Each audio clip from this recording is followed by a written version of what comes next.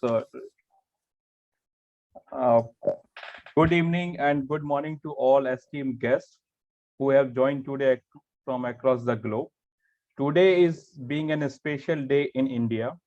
That's today we celebrate National Science Day, where we celebrate the great discovery made by Dr. C.V. Raman, that popularly known as the Raman effect.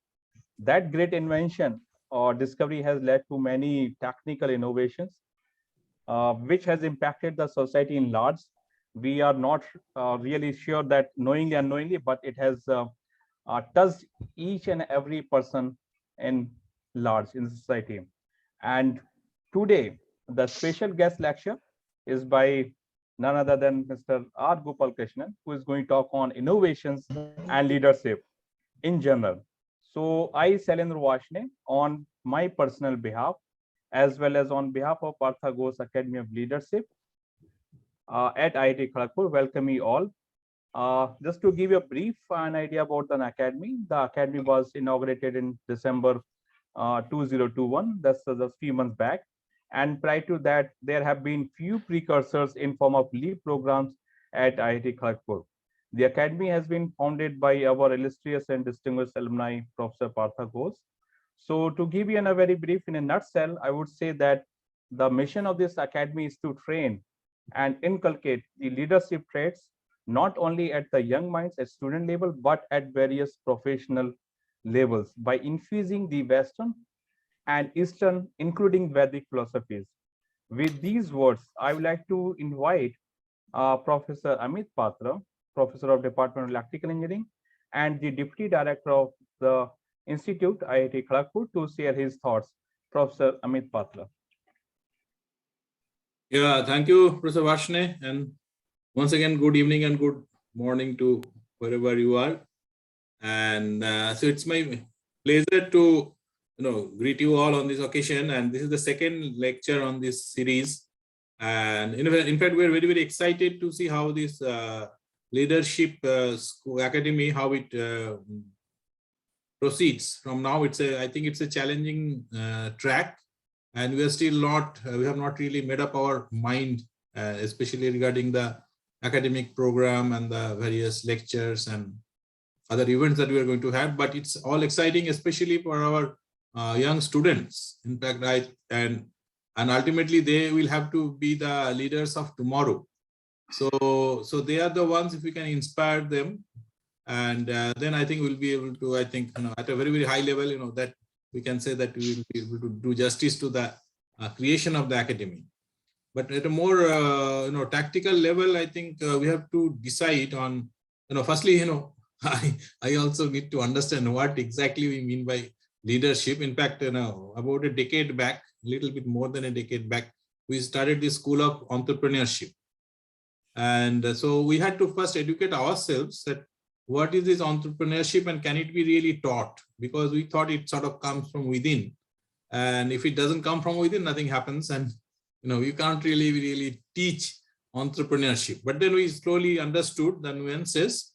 And, just like we say that for success of any venture, it is 1% inspiration and 99% perspiration. So if we can identify what is the area we can perspire on, and then we can wait for the luck, to get that spark or that inspiration. And then I think then we're done. And as you all know that in any ventures, only 1 or 2 out of 10 really make it to that level. Similarly, I think, again, giving my own thoughts and just based on experience, I'm not really a management trained person, but, leadership is again something which, in my opinion, is more like, being proactive about something. You will have lots of challenges when we, live in our world, whether it's technical world or social world or, COVID world, whatever, all these challenges come our way and we have to be innovative in our solution. And so basically there is a distinction between the leader and the follower, right? Unfortunately, most of us are trained to be followers, especially in a country like India, where people are traditionally they are sort of the very, very obeying type of people. We train our kids not to ask questions, not to especially ask, a question their elders sort of, so your boss tells you something, your parents tell you something, your teachers tell you something. You are supposed to, very docilely, in a docile fashion, you are supposed to follow the orders, right? So that actually is a kind of anti-leader, I believe, that kind of environment. Unfortunately, we are doing something about it now with our NEP, National Education Policy 2020. We think we have we are going to try to make a break from there, and we hopefully will be able to inculcate the spirit of inquiry, spirit of questioning things, and especially the kind of attitude that is required for scientific research, technological research, and of course, even any type of research that way. Main spirit of research is asking questions for which answers don't exist yet. So I feel, so we will probably have to understand what is leadership, and also, whatever maybe because of my own upbringing, I always felt that leadership is something which is really very elusive. You are not, you cannot really, you should not really consider yourself as a leader in the sense that sort of, you can say that it's synonymous with a great success. Like, we say that the managing director, if you become a managing director of a company, or let us say the vice chancellor of a university, then you are a leader. But I think we'll have to understand the basics a little bit more. And, and I think our speech today from Gopal, I'll also eager to hear what he says, whatever little bit of management I have learned from his books. And so I look forward to his talk. And so I feel that, leadership, I think it will come out, is that, something, you look at the world around you and you feel that something is not right and you want to set it right. So that is leadership. Leadership is not being successful in the, monetary fashion, or, in terms of achieving a so-called leadership position, but in, fighting for a cause and fighting it passionately until you win. So I may or may not be right. I'm just told whatever came to my mind, but I really look forward to that session today and also the future sessions. Thank you. Thank you, sir, for your sharing your thoughts. Now I would like to request Professor Joyson to introduce Professor Partha Ghosh. And Professor Joyson, are you there? Yes, I am very much please. there. Sir, I'm very please, much there, please and go ahead. I hope I'm audible. And I was really impressed by the kind words of our Deputy Director, Professor Amit Patra, and he was very humbly saying that he really is not clear about what exactly is leadership, but I think he's very clear in about what he was saying. Someone who is fighting with passion, and it's not caring about the defeats and the win, and it's on, and he's sustained in the path of progress. And someday he wins, obviously and eventually, and at the end of the day. And that day, he's identified as a sustained leader. So that was really beautiful, and I was enjoying those statements. That was from his heart. So when someone speaks from the heart, you lead the way, And I think there's one example who stands in front of us. That's Partha, the alumnus, Partha Ghosh, distinguished alumnus, illustrious alumnus, life fellow alumnus, a person who has contributed his heart and soul to IIT Kharagpur, and he leads the mind of many around the world, from the US to Australia to Japan to India. And right now he's with us, trying to inspire and carve out a niche of leadership within IIT Kharagpur. So personally, I like him for many reasons. I'm going to say why. But he's really world-renowned as a thought leader. And he's just not a thought leader, he's also a problem solver. He solves problem. And he's just not doing that, he's also a futurist. He's hopeful. He looks into the future. And he does not stop there also. He's also an inspirer in the field of business and technology. And he also does not end there. And that's where Partha Ghosh is excellent. He's a man of the heart. I think his heart proceeds much ahead of his brain. That's what I've found so unique in this person. And that gives him a wide range of interests, from arts to science, from philosophy to philanthropy, from business to economics. And I think from the rare combination of the most ancient and the most modern. And I think within the fold of his two hands and the two sides of the heart, he likes to combine the best of the East with the best of the West. And that's why he's very close to the idols of Swami Vivekananda. That is why he's very close to the idols of Gurudev Rabindranath Tagore, and he's very close to the idols of Mahatma Gandhiji and Sarvepalli Dr. Radhakrishnan, and on, because every leader in the world has these properties, very open mind and very integral and very assimilative. And the name of the game is assimilation. So Partha is a man of assimilation. He's known as a modern day Renaissance man. Yes, he is. And over 4 decades, as a strategist, as a true global citizen, as a former partner of McKinsey and Company, and a leader of his own firm, which is Partha S. Ghosh and Associates, he has served various positions as the head of businesses, heads of multinationals, steering governments, giving them a light of hope on strategic accesses and significant moves and organizational issues. And his walks and his journey has treaded about more than 30 countries across 5 continents. That's really amazing. And what I personally like Partha, because I have a weakness there, and the weakness has a lot of science in it, because Partha has a lovely combination of the best of the West in terms of American leadership and the best of Oriental leadership, which is just not India, but it's also Japan.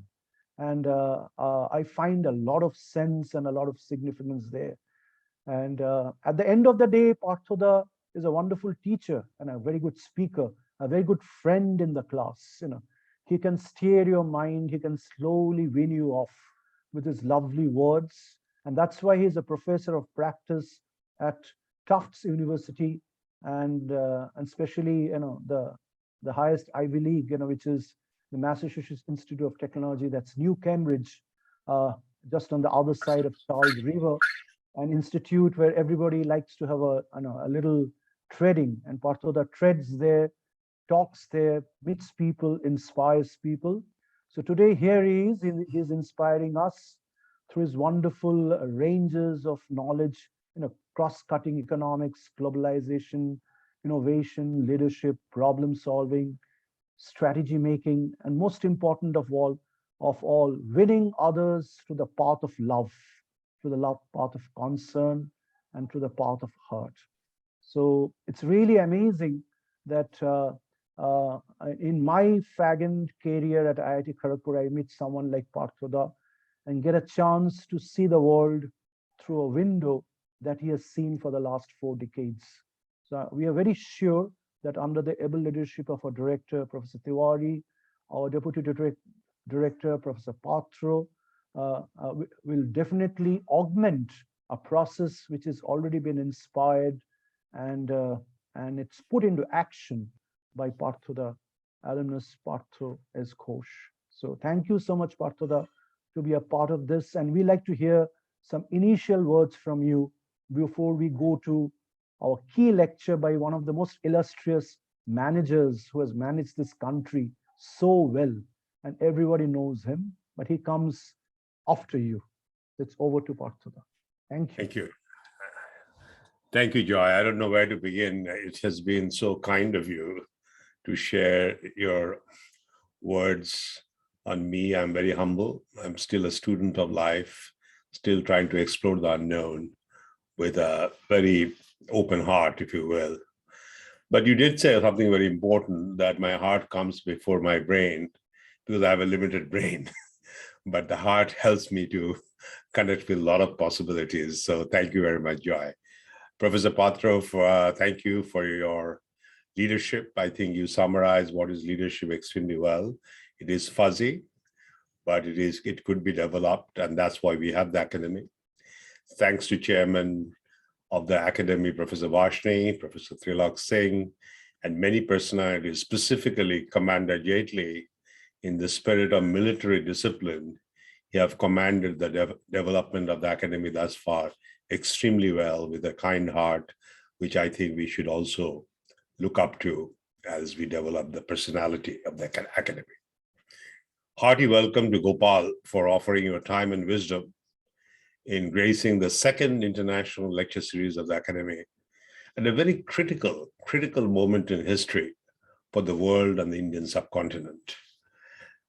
Just to set up the backdrop of today's talk, I will touch on a few points. First, there's no doubt that we are in a time zone in the evolution of our civilization where the challenges that we are faced with today are becoming increasingly complex and vicious, and unintended consequences are becoming so regular. I often wonder, when we call them unintended, whether it reflects our inability to develop in our inner conscience the capacity to sense signals, most often when weak and less visible, before they become big, with a holistic and immersive perspective. That is the challenge today. We are failing, and we call them unintended consequences after things happen. And more importantly, even when they are visible and strong, loud and clear, our ability to understand, process them seem to be also limited. As a result, we always get into unwelcome situations at a pretty regular intervals. Like what we are observing right now in Ukraine, the continuing turmoil in the Middle East for the last 5 decades or more. And of course, since the Industrial Revolution, we have continued to hurt the nature, a la climate change, let alone the major wars of the 20th century, let alone what happened in 9/11, let alone the accidents in Fukushima, and let alone, particularly visible in our country, the increasing gap between rich and poor. Together, they underscore one point, and only one point. There's a very serious deficit of leadership. Our leadership is on the line. We need to reset. So, second point, that is why we have the Leadership Academy. Professor Varshney, Professor Partha, then Professor Joyson touched on it from multiple angles, but I feel it is my moral and professional responsibility to humbly offer you what we see as the role of this academy. It's very important, and it is very timely because the world is looking for new type of leadership. The country, the Indian subcontinent with 1.85 billion people, I mean, including Pakistan and Bangladesh, is looking for leadership. So what is leadership? What is our purpose? It is to ensure the future scientists and technologists, engineers as problem solvers, corporate executives, government officers could shape a world that could truly tap into the infinite power of imagination. Mark my word, infinite power of imagination to repurpose the finite, rapidly depleting resources of our planet in a more equitable and sustainable fashion. And who can do that? It is the scientists and engineers that we are graduating. So leadership, education has to be embedded. Professor Partha was right when he said he doesn't understand, because he understands it very well. Because it is true, leadership is mysterious as it is fuzzy. It is complex alchemy of image, actions, and decision. Often sounds like a sacred reserved for a few. But it is true, Mother Teresa was as much as a leader as was Swami Vivekananda. They express themselves in different ways. But what I believe, based on my 40 years of experience of working with leaders as a student in close to 36 nations from east to west, north to south, I have to come to believe leadership is a human fine art that uncovers inner courage and a science of self-realization that guides the force of self-expression of individuals, of an organization, of a society towards a higher level purpose. And that's what we want to bring out. Indeed, in the words of JFK, which I often quote, it is the courage to wage a silent battle to illuminate the nature of man and the world he lives. That is leadership. And only to serve, why? Our own awakening, There again, I will quote Swami Vivekananda, who talks our real awakening takes place when we dedicate our life towards an exalted ideal. So it is about dedication. And it is our hope, the Academy of Leadership, under the guidance of Commander, another illustrious alumni, Krishan Khanna, Gopal, and many others. I mean, all of you, I put on Dang, and of course, the leadership at IIT Kharagpur, we develop the leadership towards this purpose so that indeed we can build a great nation, build a great South Asia, and most importantly, enlighten the civilization. Because the world from Korea, North Korea, South China Sea, all the way to the gridlocks in the United States, we have serious problems. We need enlightenment. And fortunately, in the Indian philosophical ethos, there are a lot of gems that we have to uncover and bring to play. So if that spirit is clear, we need to step up our innovation capacity along multiple dimensions. And I'm glad my friend, Gopal has been a friend of mine since he was the GSEC in IIT Kharagpur. That was 1966-67 when I came to IIT. And that's 50 years of relationship. I've shared many platforms with him. And I am really looking forward to his wisdom because he, as you know, has played leadership roles across many countries from Saudi Arabia to various parts of the world and India. And not only that, he has done that in a very humble fashion. I'm very impressed with his knowledge of Bengali. So he gives me a chance to practice Bengali whenever he meets me, even in his emails. So I think he connects with people like Tagore and Vivekananda perhaps more than most of the Bengalis could. So in that spirit, I think what he will talk about innovation is something which would definitely advance the promise of the Academy of Leadership at IIT Kharagpur. So Gopal, I want to personally thank you very much. You are a great friend and we will keep drawing you into different conferences and different lectures as you continue to develop yourself as a leader, because that is a continuous search for excellence. So thank you, and pass it back to Commander Jaitley to introduce Gopal in a more formal fashion. Thank you. Thank you, Partha. I think everybody is waiting to hear our R. Gopalakrishnan. A great leader, 55 years of corporate experience, 34 years of board experience, more than 1,000 keynote addresses, not only in India, all over the world. Author of 17 books. Wow, not a small joke. And he appears on the newspaper articles, and he's a management writer. And of course, he is an IIT Kharagpur, my senior from my department, and a VP, which is the highest student position which anybody can acquire in IIT Kharagpur. And then before coming to IIT Kharagpur, he did his physics from St. Xavier's, Kolkata. And so did I. But Hansraj College, Delhi, physics honors 1 year. And then landed at Kharagpur, electronics. He became VP, I also became VP later on, much later. So I've got some things, and I have been admiring him a lot since I met him first time. वो कहते हैं love at first sight, so respect at first sight.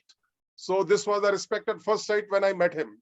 He's so simple, down to earth, gets connected very well, as just Partha mentioned it. So Gopal is one person whom if you meet once, you will be very, very friendly with him. He has been, on the various positions. He served in Jeddah as chairman of Unilever Arabia. He was with Tata's in Bangalore as managing director of Brook Bond Lipton and vice chairman of Hindustan Lever, director of Tata Sons. And apart from serving as director on the Tata parent board, Tata Sons, he serves as an independent director and non-executive chairman of Castrol India, and also as an independent director of PTI, Press Trust of India. So Gopal keeps mentoring a lot of startups, and he's actually engaged in both instructional activities, authoring, of course, and then even teaching. So he tells his friends, hey guys, I'm into waste. And what is his waste? Any guesses? He jokes with them that W is, of course, writing, A is advising, S is speaking, and T is teaching. And the last E I am adding from my side, he guides the entrepreneurs. So, Gopal, without wasting any moment, I request you to please take on.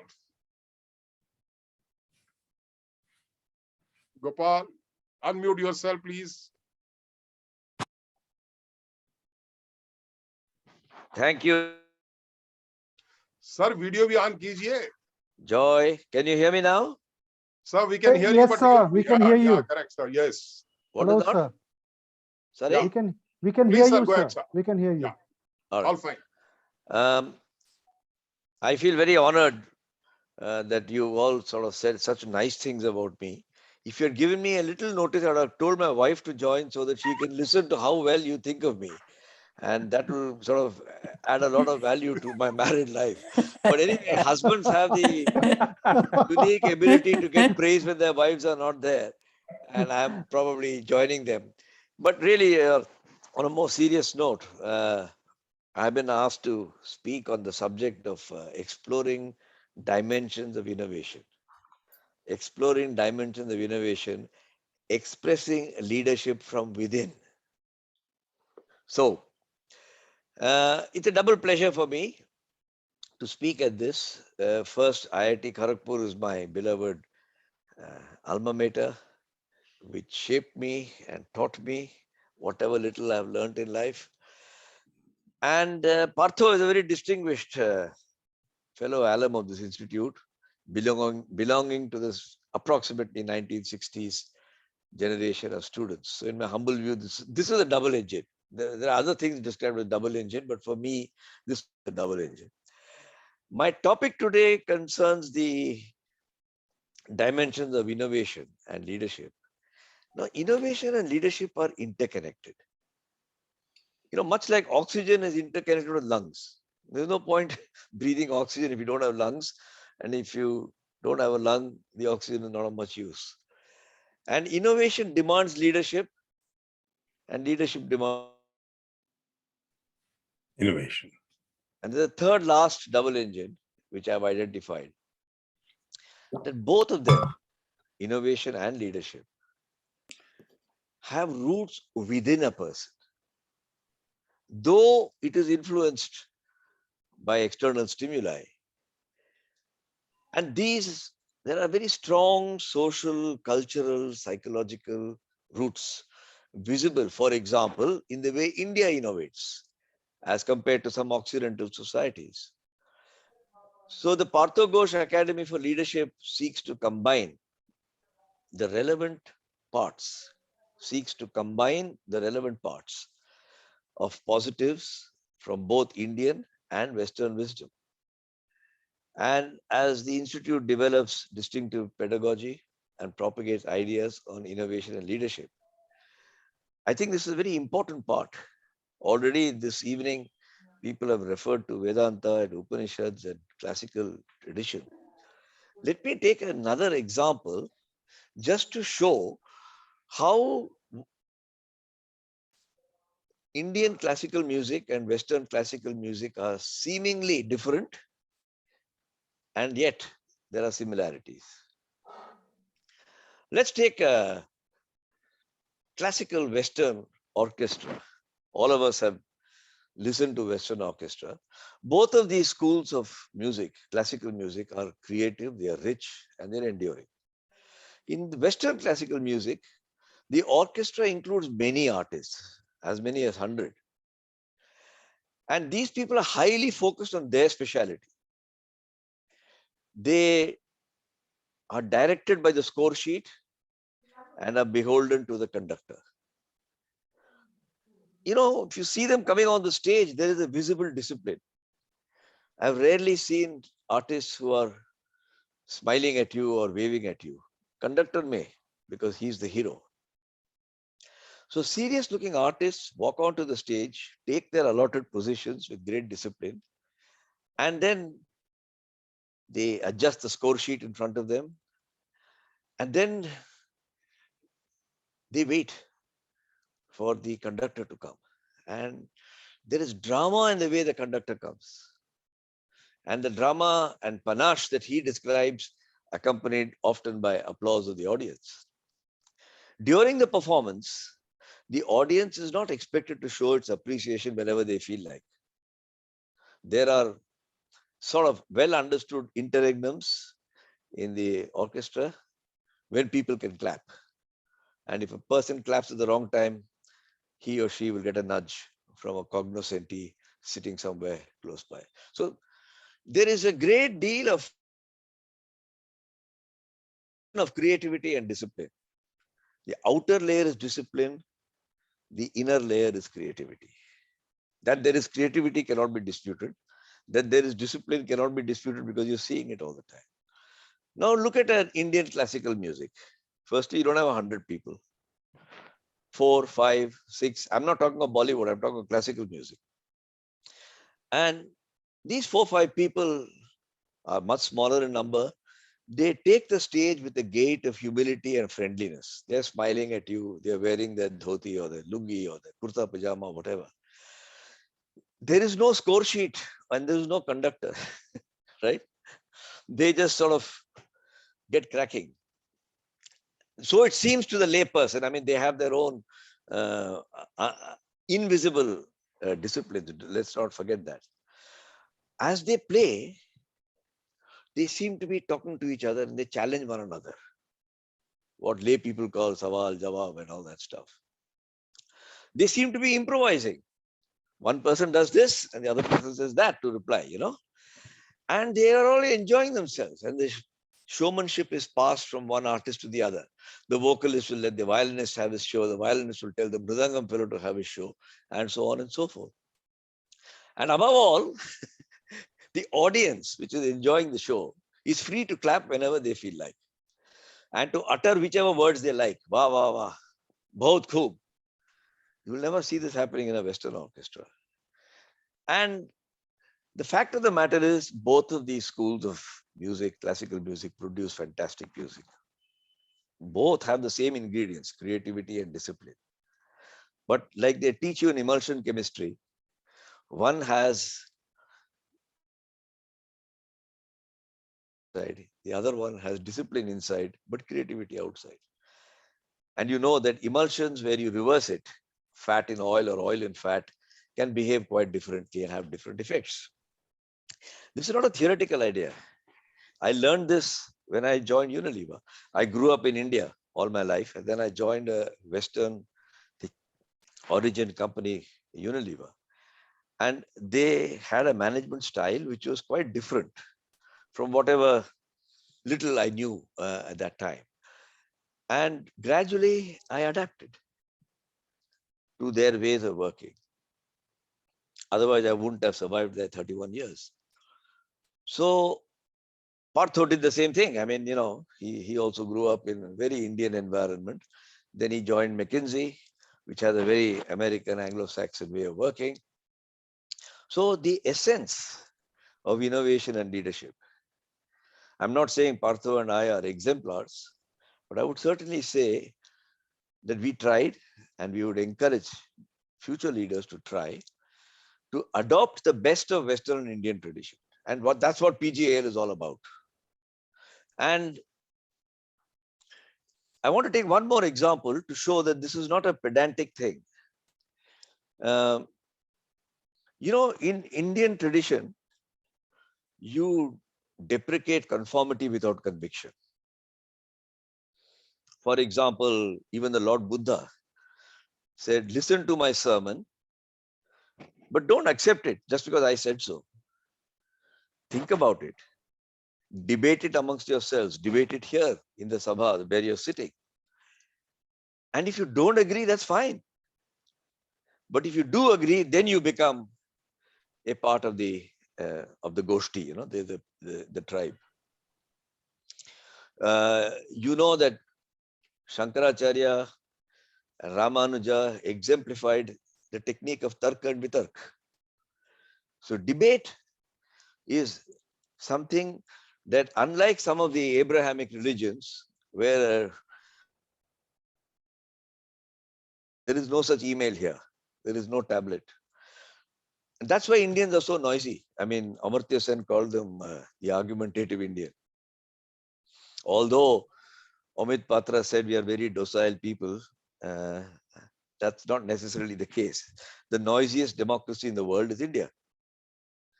We are docile when it comes to our boss, but that's a different thing. We are not a docile people. And if you go to any MBA class, as I have, you'll find that the first guys who finished reading the case study and put up their hand to comment on how stupid the CEO was are the Indian guys there. I'm not saying this is good or bad. I'm only pointing out a behavioral aspect. Why do I mention? If you don't believe me, just go and watch the TV news anchor. You'll find that Indians will speak simultaneously. They'll talk across each other. These are not habits I'm asking you to follow. I'm merely stating the reality. That's all. I'm neither criticizing it, nor am I eulogizing it. But this is part of the tradition. It's part of the culture. Grew up. I realized this when I went to the UK for the first time. And I found in every meeting, they spoke one after the other. It was rude to cross-talk. And every meeting ended with somebody saying, so we have agreed the 3 W's.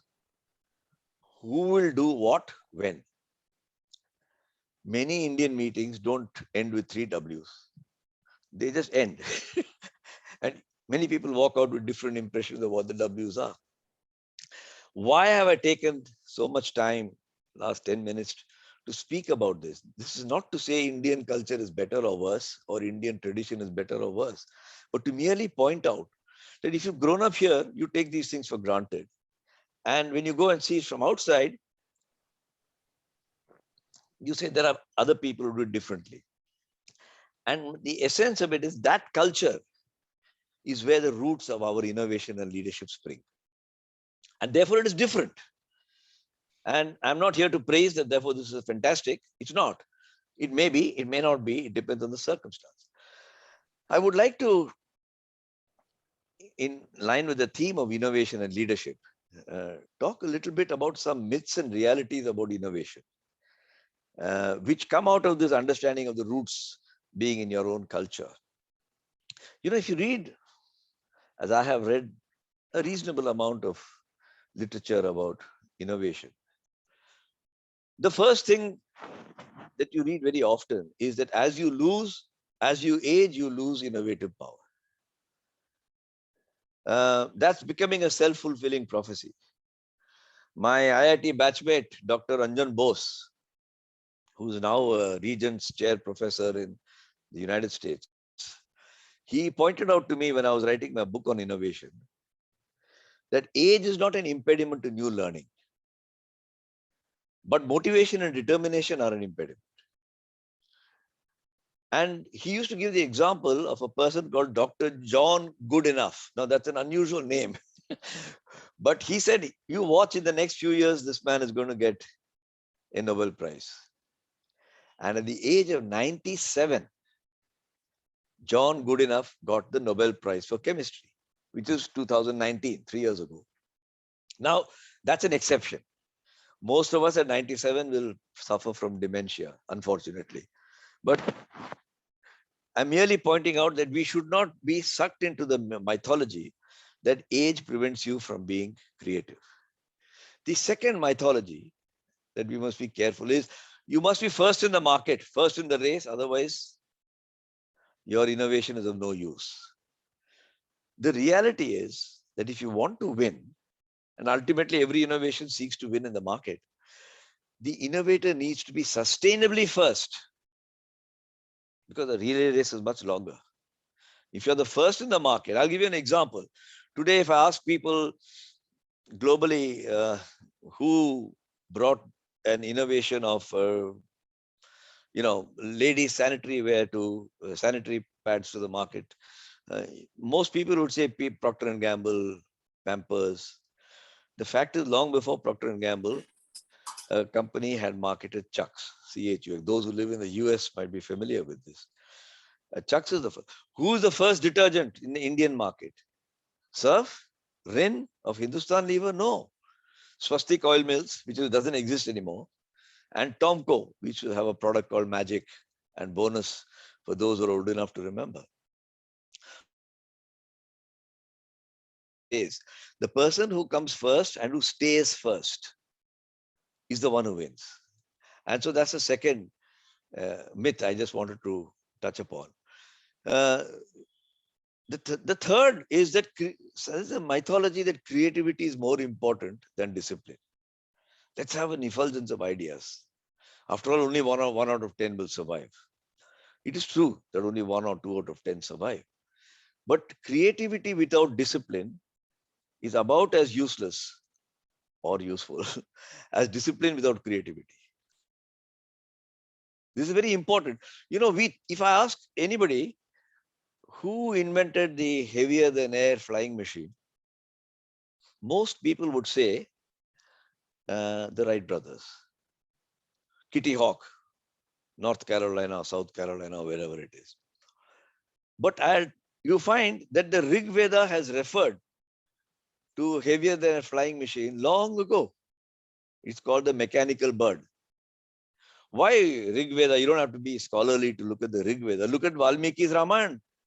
He talks of Pushpaka Vimana, heavier than air flying machine. So the idea can come to you, and people want to be rewarded for ideas. I did it first. I thought of it. Leonardo da Vinci in 400 years ago, 500 years ago, he used to cut birds' wings and put them together, and he left his sketches, which is lying in the museum. But it's lying in the museum.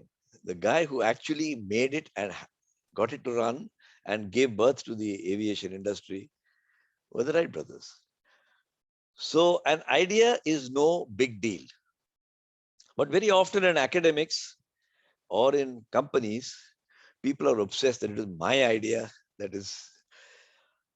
Now, I want to touch upon, since we've described innovation already as a sort of a hoary subject, it is very dependent on context.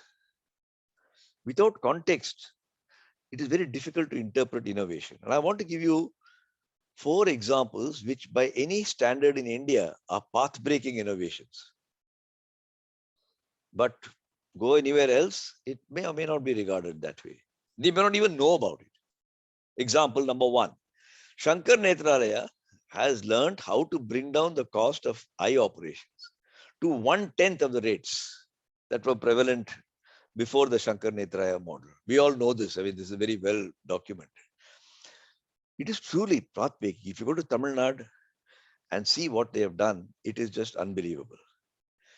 Narayana Hridayalaya, Devi Shetty. We all know that he has reduced the cost of a heart operation to 1/10 of what it costs elsewhere. But who has heard of Narayana Hridayalaya elsewhere? But there is no doubt at all that it is a path-breaking innovation.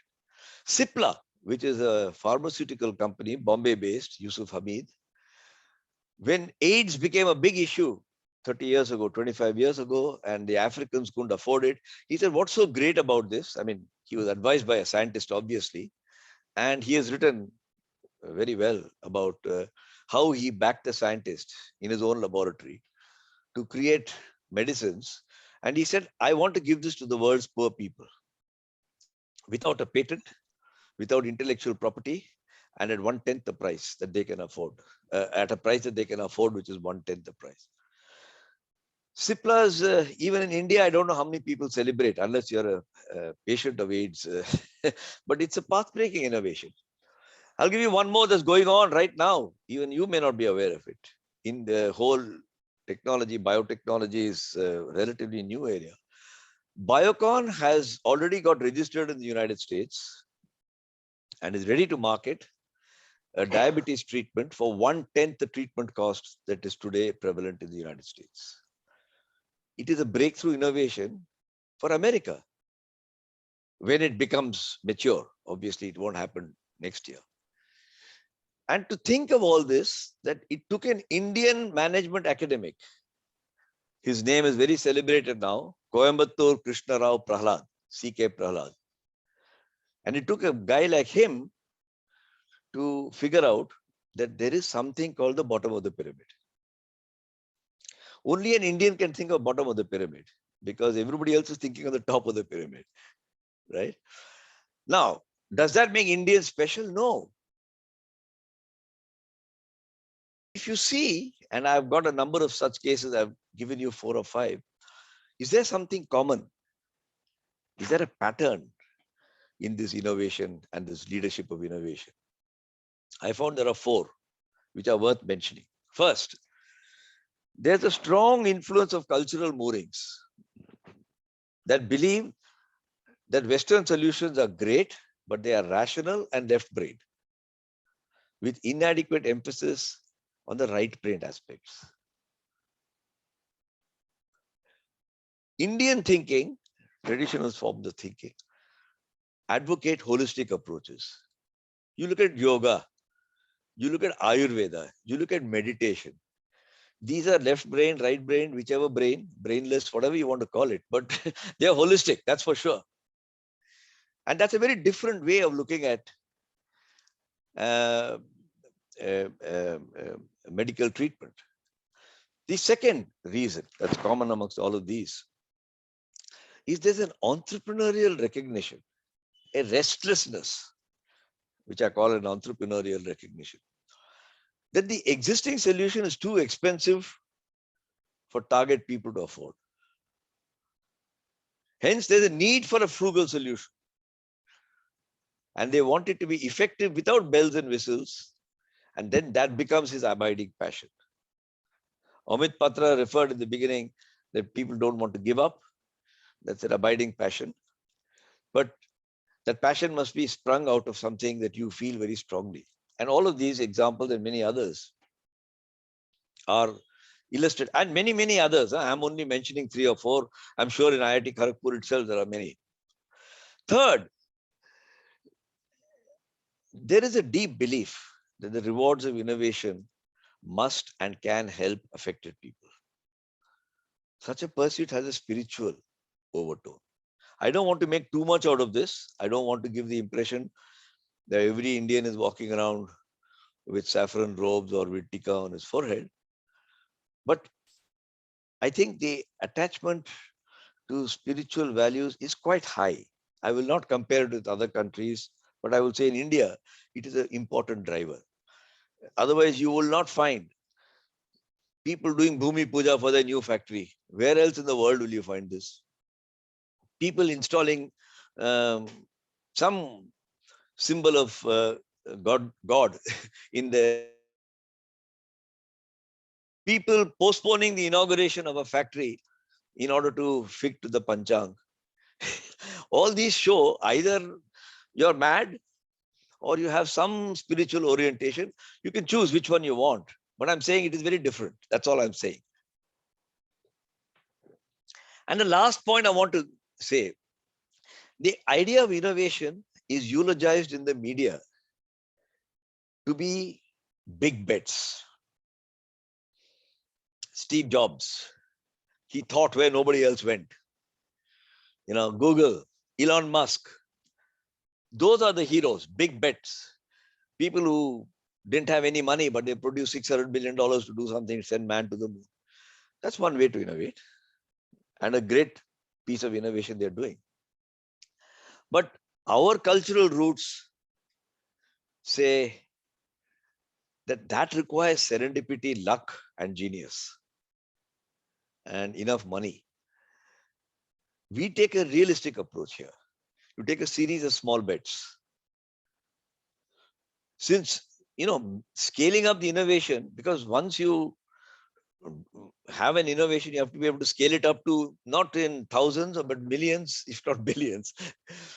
This cycle of experiment, make mistakes, correct, try again, is what drives the Indian way of thinking. There are exceptions.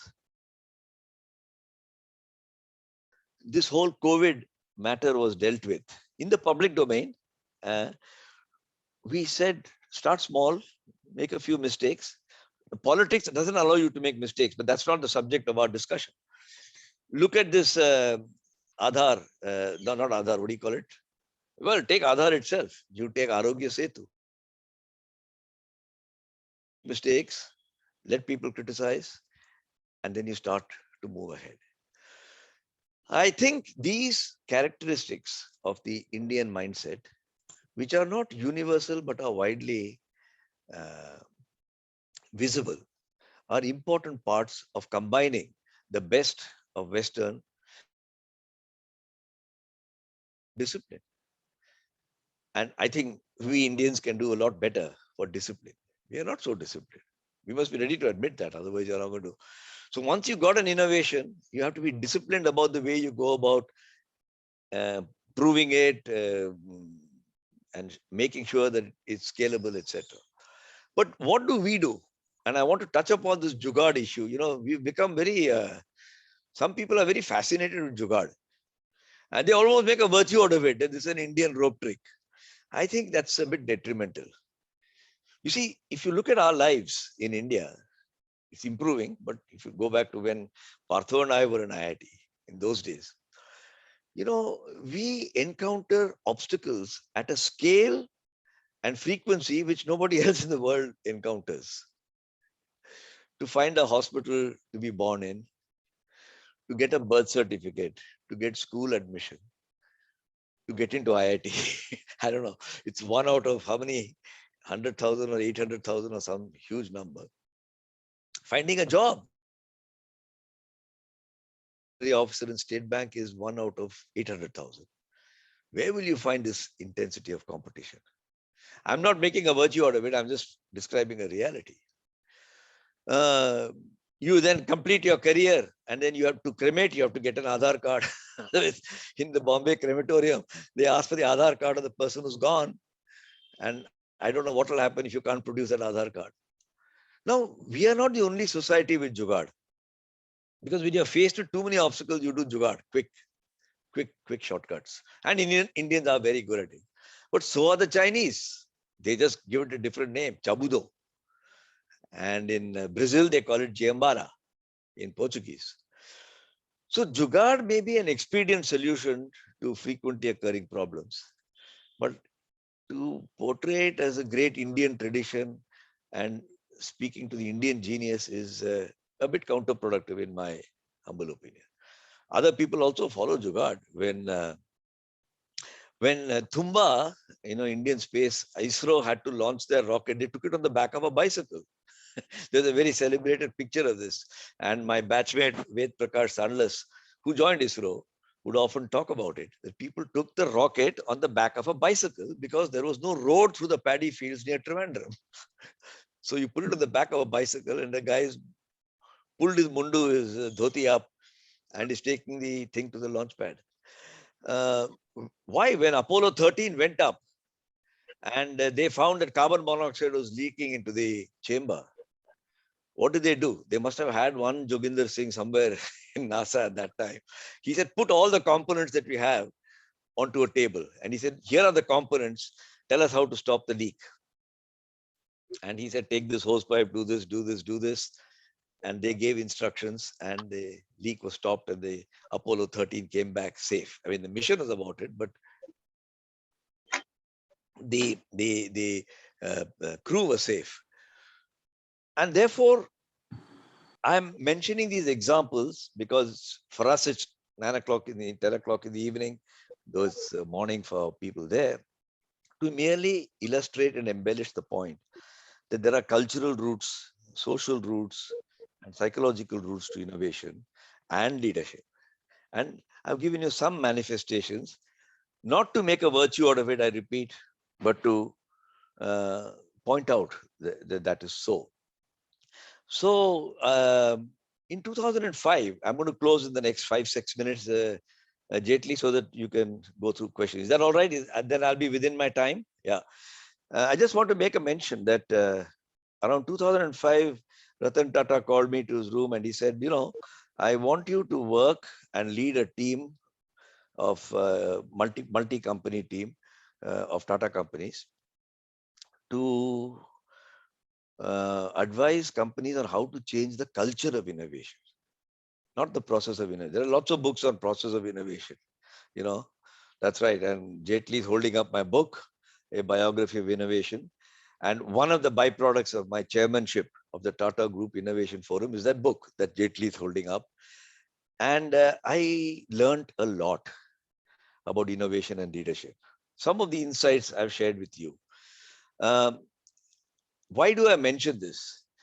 Because I came to the view, all challengeable, that innovation is seen as a linear process by many authors. Stage 1, stage 2, stage 3, stage 4, what decisions have to be taken. It's like a funnel from wide end to the narrow end. But I didn't see it that way. After I visited MIT, I visited Harvard, I visited Stanford, I visited Imperial College, I went to many companies, I went to DuPont. There are a number of companies, there's no need for me to go through the whole lot. And I came to the view that innovation is more like a biological process. This funnel is a very engineering orientation, physics orientation, straight line, things move, there are gates.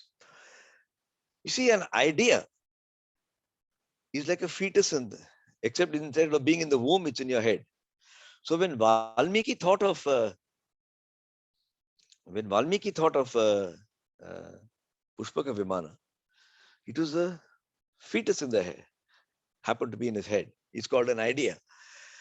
Then he delivers the idea. When he's able to sketch or write a poetry about it, he can manifest it to somebody else. That I call the maternity ward.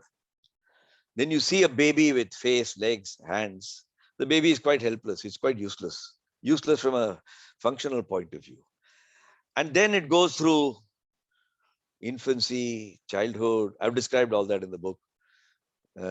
Adulthood, and then it also gets to maturity and old age. And if you look at this biological process, you do understand that there is a life cycle, there's a time period.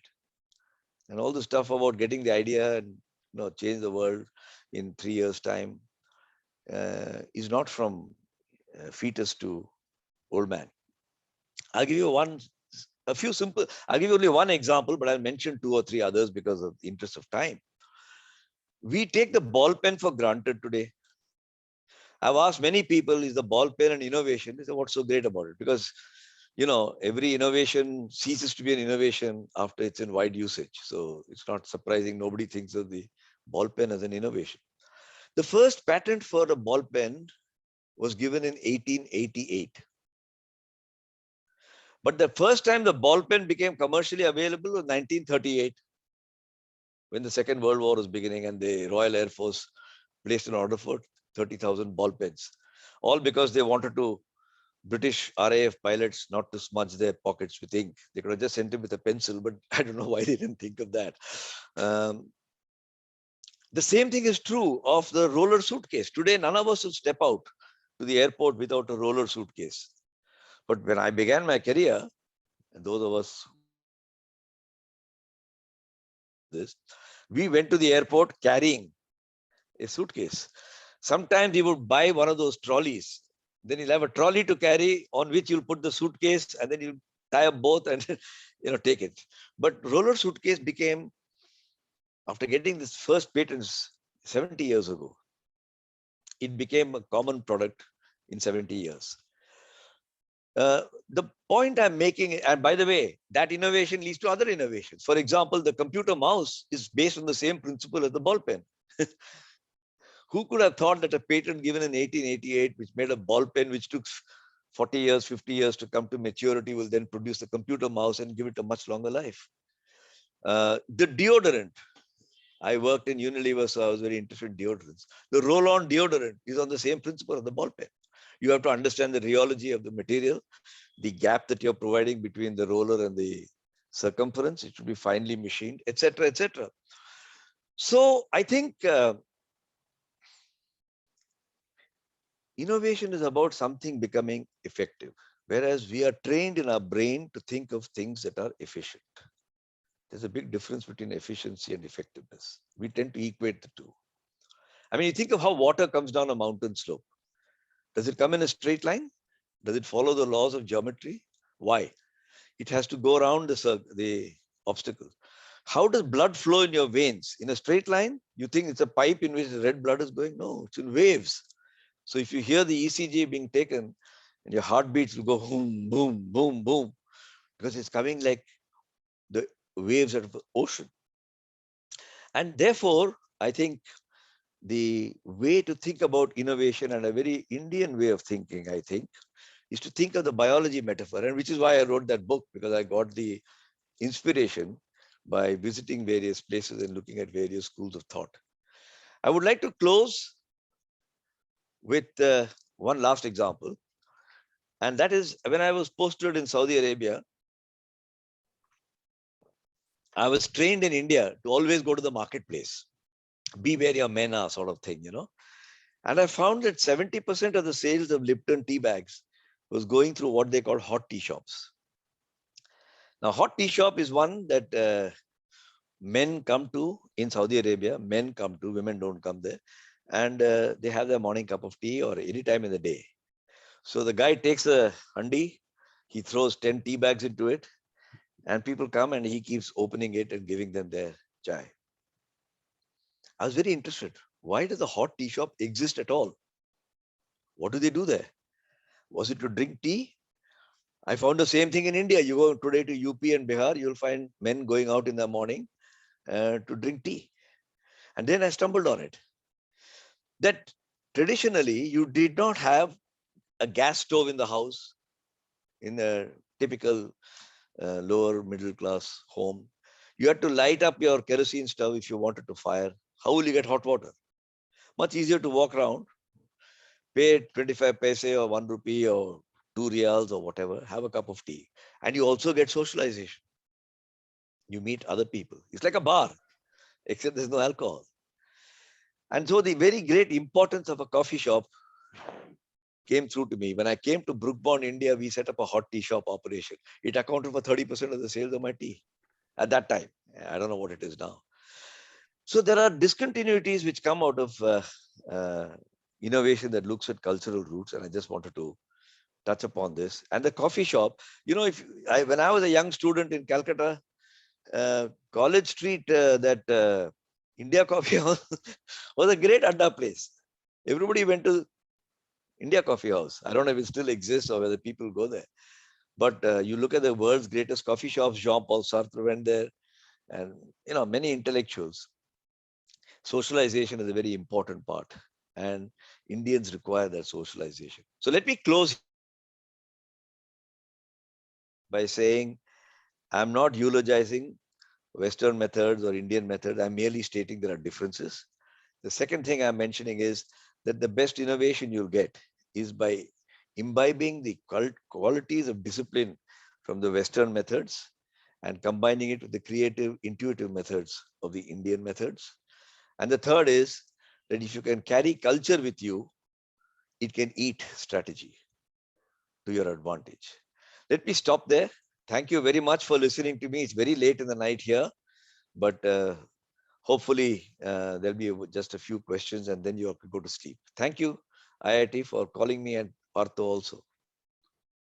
Thank you, Gopal. So nice of you. You have covered the subject so beautifully. You kept us all totally attentive to you, what you were saying.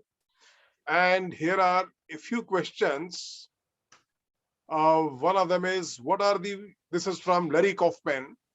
What are the most important decisions that the CEO of a large Indian company can do to foster innovation in his company? Do you want me to answer it? Yes, sir.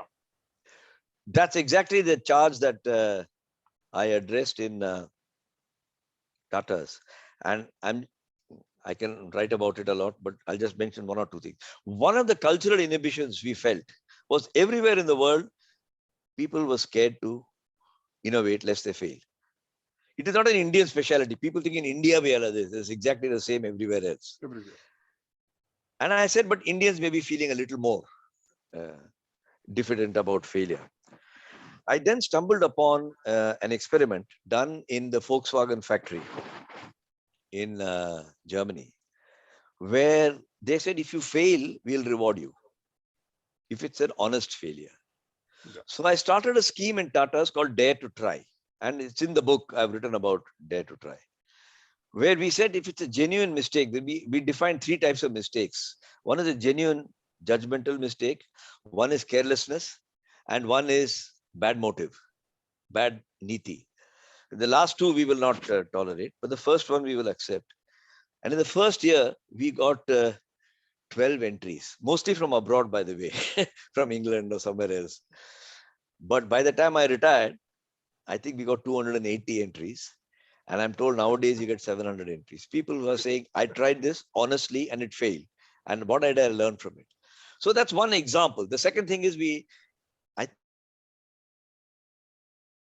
but in collaboration with the London Business School, we created an instrument called an Innometer to find out how at a departmental level. So you can pit the production department, engineering department, finance department, HR department. Do they have an atmosphere of encouraging innovation? And each one got a score, 3.2, 3.7, 4. Great, sir. Wanted to know how the other guys got 3.7, and it created a certain energy. So I've just given you two examples. Great, sir. Next question from Arpit Chaudhary. Is innovation also a process of leading complex processes to more simplification, which applies to vast diversity? Say that again. I didn't understand. Is innovation also a process of leading complex processes to more simplification? Of course. I don't know if everybody will recognize that, but innovation is not about making simple things complex, but making complex things simple. So correct. I think the answer is yes. And it could be for the products as well as processes, as well as services also. Kishore Singh is asking, sir, you are a good orator. He makes complex things simple for his people. Yes, sir. Now Kishore Singh is asking you, Kishore, yeah, sir, you are a good orator. You are an asset for the nation.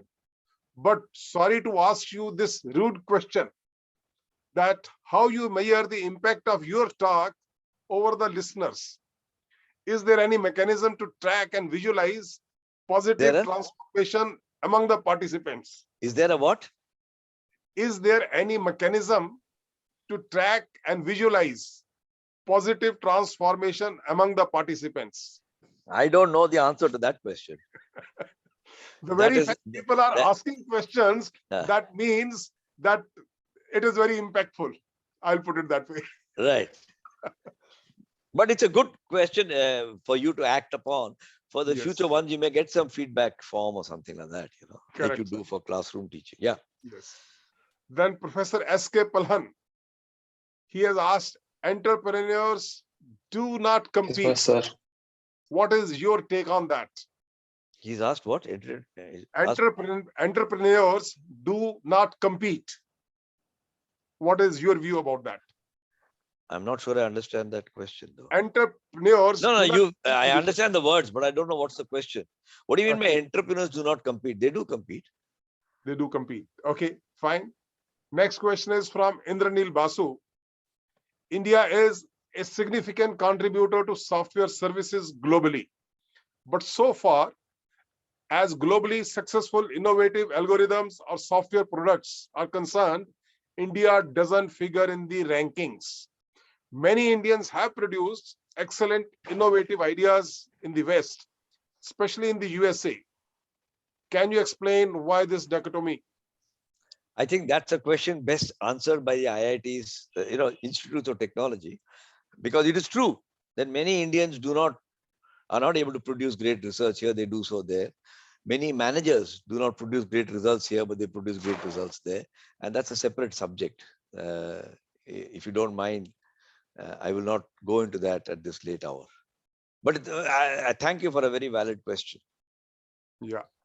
Jerry Brightman is saying, you mentioned many words that link to innovation, all of which I agree with.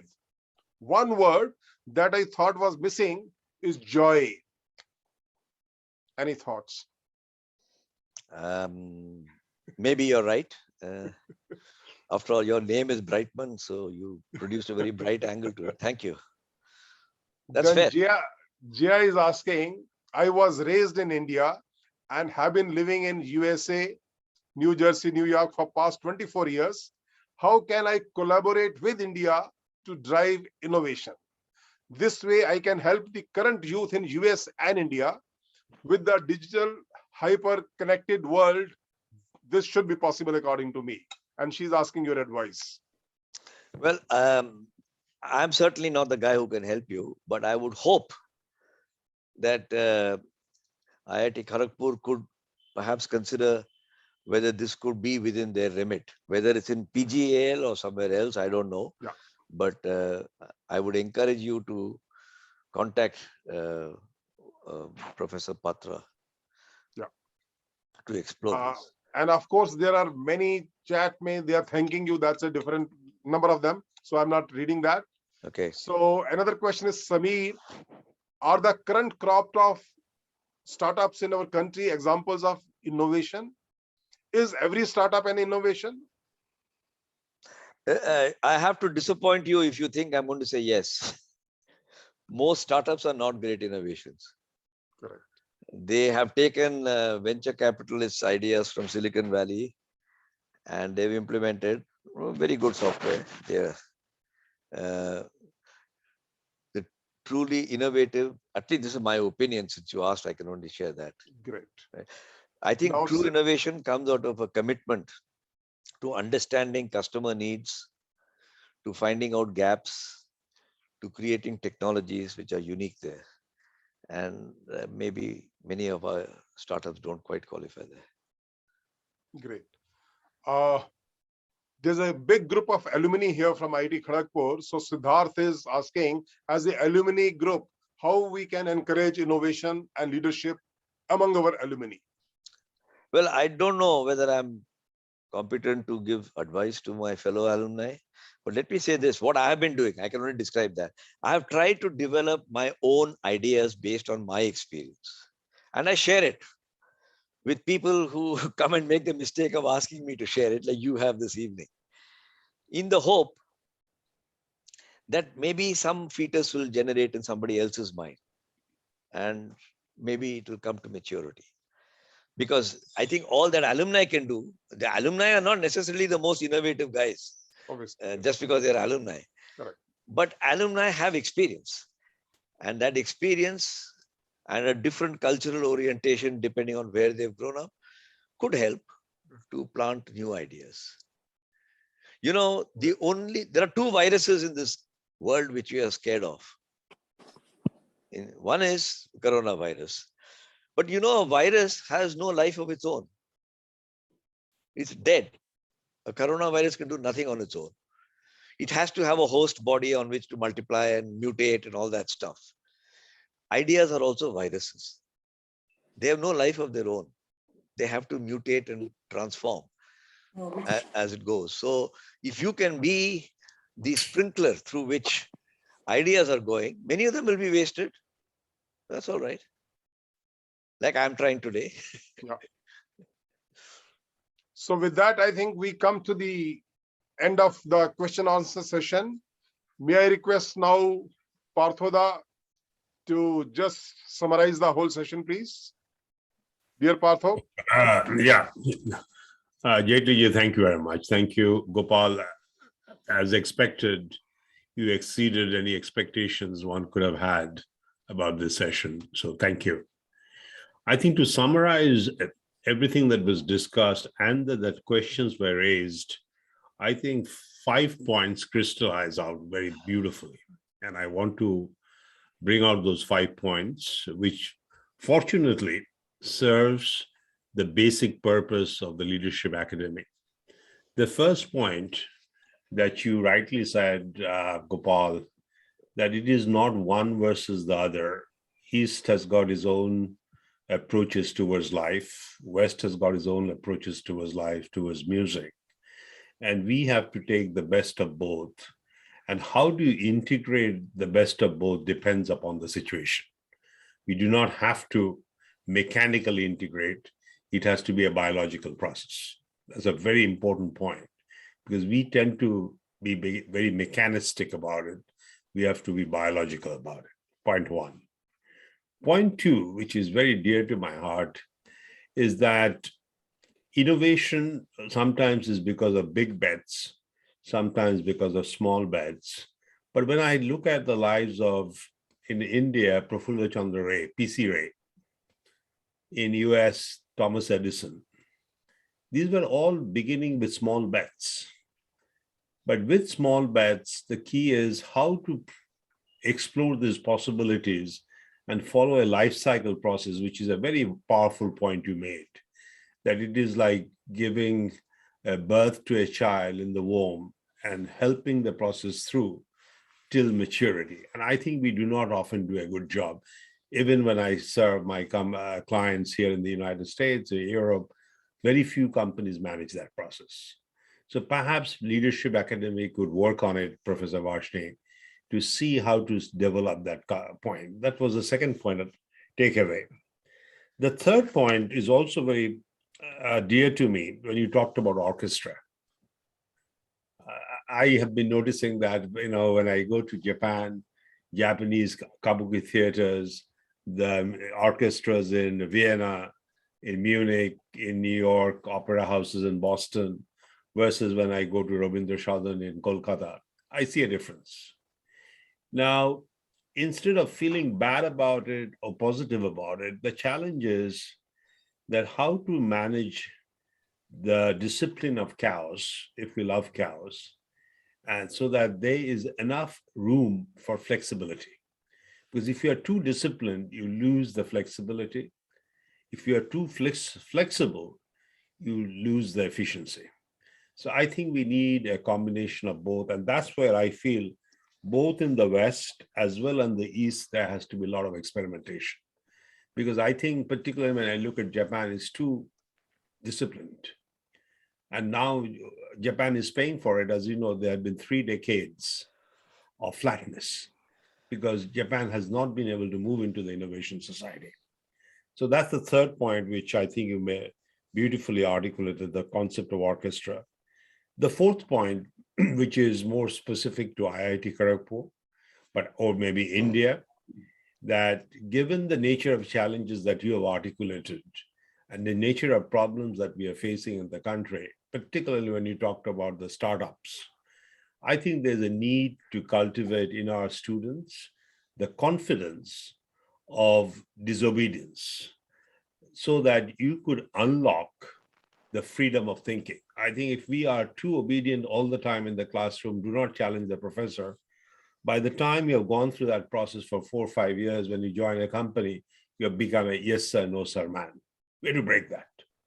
And that's where, Amit, I would love to work. And that's why Leadership Academy could play a very important role to bring the new culture, which Gopal repeatedly talked about. And the final point, of the fifth point, which is, again, dear to me, which Commander and I discussed many times, leadership is not about commanding. Leadership is not about ordering. Leadership is about influencing. It is about serving. And I think we have to make it very clear when we start talking about, Amit, you raised a very important point, that what is leadership? I think it is about serving, being selfless, determined, innovative. So I think that is the other point, Gopal, you brought out, including the questions that I read. So with that, I'd like to thank you very much for Gopal sharing your wisdom through the years. And I'm sure this is just a start. As the Commander believes that, and I think the Academy believes that Leadership Academy lectures should continue. Now, that's a very big commitment because every 30 days we have to find such great leaders. But after Gopal, it will be very difficult to find someone who could match Gopal's standards of excellence. But with help of Gopal, we will find someone. I think Puran wants to share a few words. Virendra, I want to take 1 minute. Virendra, Sir, I have 1 minute. Okay. please, sir. So it was such an illuminating speech by Gopalji. I learned a lot. My hats off to him, that how much this man from IIT Kharagpur has contributed in various thoughts, in innovation, in business, in science. So my salute to him. Secondly, while I was listening to him, my mind also went to some of these things. And I'll say, Sir C.V. Raman, he was in Calcutta University doing the experiment on light. It was just a flask of water. He and K.S. Krishnan, who later became chairman of NPL in Delhi. They were doing the experiment, and suddenly Krishnan came running to C.V. Raman, found it, just a ray of light, and the Raman effect was born all over the world. Sometime a small experiment, of course, after a lot of labor, they created Raman effect. Ramanujam, at such a young age, Professor Hardy was giving a lecture in Madras, and he was listening, and he posed one or two questions like you posed for Gopal, and Hardy told the MC, bring him in, and he told him, I want to take you to England. And you know what happened? He died at the age of 32, and they say the equations that Ramanujam wrote, nobody has been able to interpret, not even Einstein. Thirdly, I say Pushpiman. Gopal mentioned Pushpiman. I agree with him that at that time, the technology was there. And also, the Kaurva's father, he was blind, but he somehow saw the battle in Kurukshetra. There was something like television, I don't know. But then I think the wheel of the cart, Gopalji, you will correct me. Was it in India, wheel of the cart? The wheel, was it invented in India? I don't know. You don't know, but I think it was. And I think of all the innovations you mentioned, whether Wright brothers or other Einstein or Newton, but I think that was a stroke of a genius. So I just wanted to thank you for a little bit giving an acceleration to my mind and thinking all these things. But your wisdom, I salute you. I really salute you. Thank you very much. Music, one word. I am chairman of MIT Arts and Music, MIT, and we hold a lot of concerts and everything. And what Gopal said, that 3-4 people of the Indian classical music and in the West, 100 people in the orchestra. Absolutely correct. But I respect his final thought that both have to, and Partha's thought, both have to join and take the best from each other and combine the two to get the best in the world. Thank you very much. Thank you. Thank you, sir. Let's give a big hand to Gopal before we formally give the vote of thanks. Thank you very much, Partha and IIT Kharagpur. Thank you very much, sir. Grateful. Thank you. Many thanks, sir.